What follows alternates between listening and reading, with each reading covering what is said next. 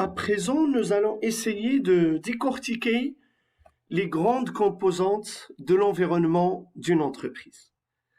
En effet, une entreprise aujourd'hui ne peut pas ignorer les avancées technologiques en matière de technologie informatique, en matière de réseaux sociaux, en matière de remplacement de l'homme par la machine.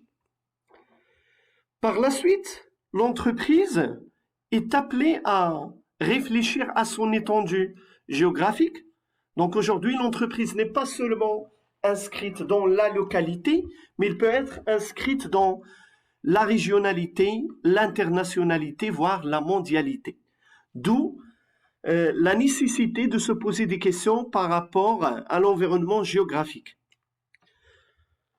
Ensuite, nous vivons dans une société changeante et toute entreprise doit tenir en compte l'évolution de son environnement socio-culturel.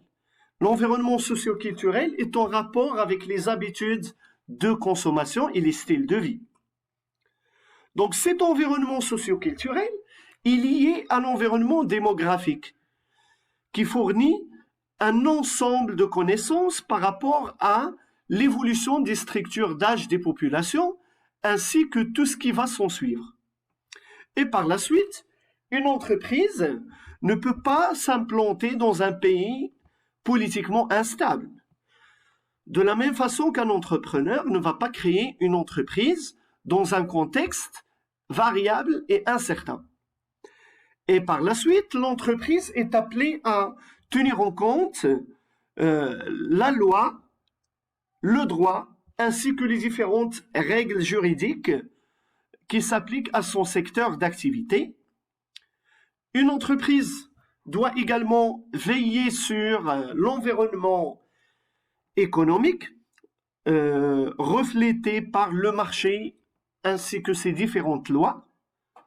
Et bien évidemment, aucune entreprise en 2021 ne peut ignorer l'environnement international, car celui-ci, il influence grandement l'évolution des activités industrielles et commerciales des entreprises.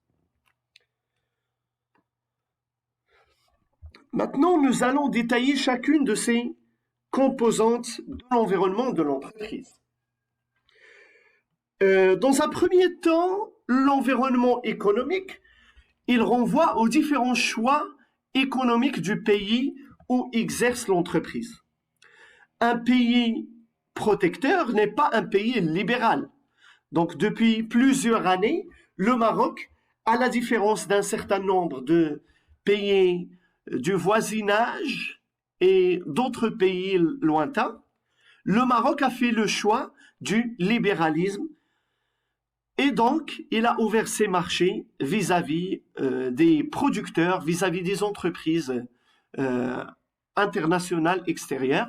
Aujourd'hui, sur le marché marocain, il n'y a pas seulement que les produits marocains, mais il y a des produits français, des produits chinois, des produits turcs, etc., etc. L'environnement économique, il renvoie également aux différentes variables économiques, notamment la conjoncture.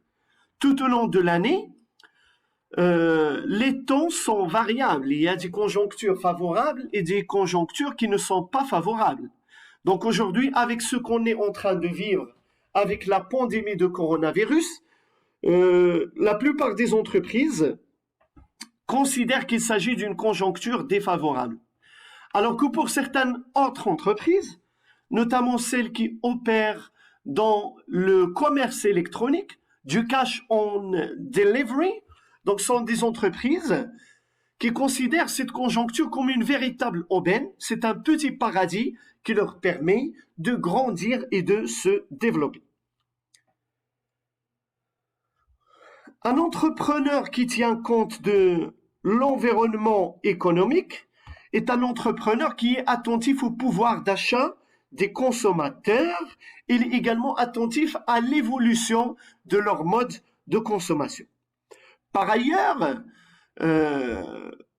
faire attention aux paramètres économiques de l'environnement de l'entreprise revient également à payer attention au taux d'inflation, au taux de change, au taux d'intérêt qui se répercutent sur l'activité commerciale de l'entreprise. Ensuite, un entrepreneur, il doit également faire attention à l'environnement politique. En effet, l'environnement politique, il se traduit par l'influence des partis politiques sur le déroulement de l'activité économique des entreprises. Il se traduit également par l'influence des politiques du gouvernement vis-à-vis de l'entreprise.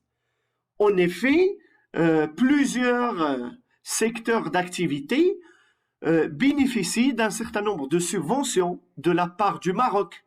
D'autres secteurs d'activité bénéficient d'un certain nombre d'exonérations pendant un certain nombre d'années. C'est-à-dire que les politiques d'un pays, ils influencent grandement l'activité économique des entreprises. Troisième type d'environnement auquel on doit être très attentif, c'est l'environnement technologique. L'innovation constitue une composante qui procure à l'entreprise un avantage compétitif par rapport à ses concurrents.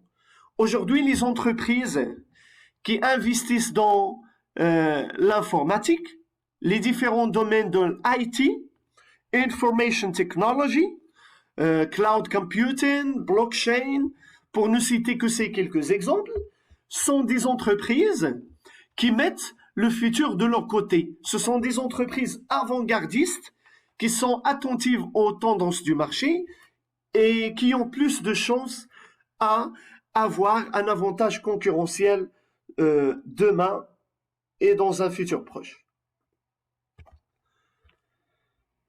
Par la suite, l'environnement de l'entreprise se caractérise par un certain nombre de traits d'ordre géographique.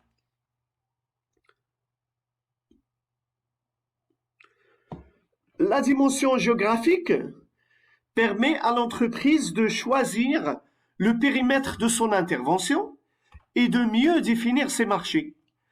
Une entreprise qui vise le marché local va avoir une politique différente d'une entreprise qui vise le marché international. Donc cette différence, il va influencer ses modes de communication et ses modes de distribution. Par la suite, l'aspect géographique, il peut engager l'entreprise dans une logistique qui peut être plus coûteuse. Aujourd'hui, il faut également être attentif à l'environnement démographique qui correspond aux différentes caractéristiques de la population nationale. Donc ces caractéristiques peuvent être la pyramide des âges. Sachant que cette pyramide des âges, il nous informe sur les tendances de production, les tendances de consommation, les tendances d'épargne, les catégories socio-professionnelles, le niveau de formation de la population, la distribution géographique, l'accès à l'habitation. Ce sont autant de secteurs qui concernent l'entreprise. Par la suite, l'entreprise est intéressée par l'environnement socio-culturel. L'environnement socio-culturel est important car il informe sur l'évolution des styles de vie des consommateurs ainsi que les valeurs sociales. Les valeurs sociales, ils mutent, ils changent constamment et c'est important que l'entreprise garde un œil attentif sur l'évolution des valeurs de leurs consommateurs. En effet, l'évolution de ces valeurs impacte les goûts ainsi que les besoins et par la suite le niveau d'éducation, de revenus et la nature des relations sociales sont impactés par l'environnement socio-culturel. Une entreprise ne peut pas exister sans connaître les règles juridiques qui gouvernent son secteur d'activité. En effet, pour plusieurs produits, il y a des réglementations spécifiques qui tiennent compte de l'hygiène et de la sécurité. Et il y a également des règles qui tiennent compte de la qualité. Il y a des institutions qui contrôlent la qualité d'un certain nombre de produits, d'un certain nombre de services, et il est opportun que la compréhension de l'entreprise et de son évolution, il est important à ce qu'il tienne en compte l'environnement juridique et institutionnel. Finalement, l'environnement international est important à tenir en compte. Dans le contexte où nous évoluons, les entreprises, même qui font le choix de vendre leurs produits au niveau local, ils sont impactés par ce qui se passe à l'international. En effet, l'entreprise assiste à un renforcement de la mondialisation qui correspond à une extension du champ d'action géographique des organisations. L'entreprise devra faire face à l'avènement de nouveaux pays industrialisés et à l'ouverture des frontières.